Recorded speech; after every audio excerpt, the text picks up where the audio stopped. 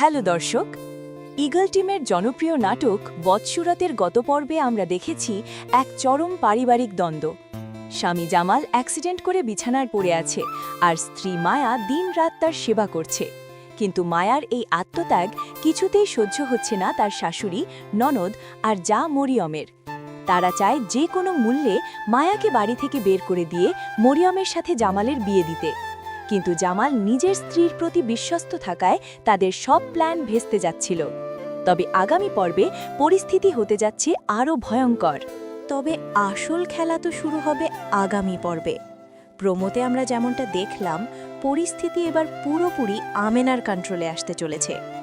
প্রথমত, ফাতেমা বুঝতে পেরেছে যে আমেনাকে আর আগের মতো দাবিয়ে রাখা যাবে না। প্রোমোতে ফাতেমাকে ফোনে খুব সিরিয়াসভাবে কথা বলতে দেখা যায়। বোঝাই যাচ্ছে আমেনাকে শায়েস্তা করতে সে বাবার বাড়ি বা অন্য কারোর সাথে মিলে নতুন কোনো ষড়যন্ত্রের জাল বুনছে। অন্যদিকে সালাউদ্দিন ভাইকে হয়তো বাবা আবারও কোনো কারণে বকাঝকা করবেন। কিন্তু এবার আর সালাউদ্দিন একা নয়, তার পাশে আছে শিক্ষিত এবং বুদ্ধিমতী বউ আমেনা। আমেনা চুপ থাকার পাত্রী নয়, সে শ্বশুরমশায়ের সামনে ফাতেমার আসল রূপ তুলে ধরবে।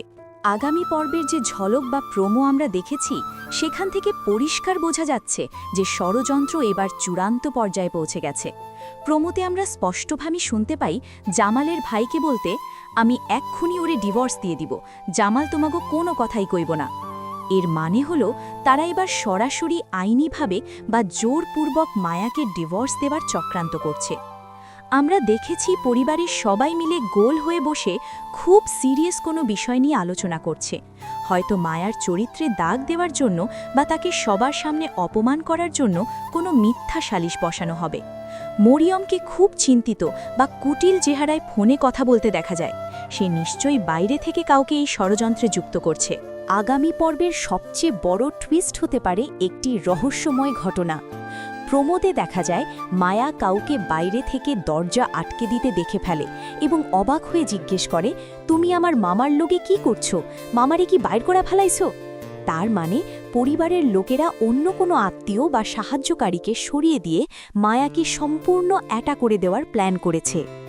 অন্যদিকে অসুস্থ জামালকে বলতে শোনা যায়, আমার কিছু ভালো লাগে না, বিষাদ লাগে, সবকিছু তিতা লাগে। হয়তো জামালের খাবারের সাথে কিছু মিশিয়ে তাকে মানসিকভাবে দুর্বল করার চেষ্টা করা হচ্ছে, যাতে সে মায়ার পক্ষে কথা বলতে না পারে। মায়া কি পারবে এই বিশাল চক্রান্ত থেকে নিজের সংসার বাঁচাতে, নাকি হেরে যাবে এই কুটিল পরিবারের কাছে?